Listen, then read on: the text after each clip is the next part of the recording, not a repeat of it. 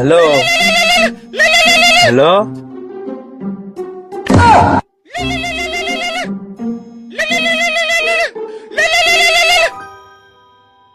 Hello, এ শালি ছেলে কিটা?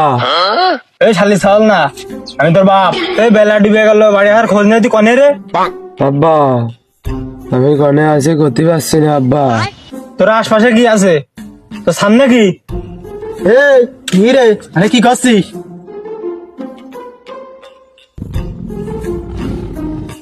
আব্বা সামনে ভাগ আব্বা।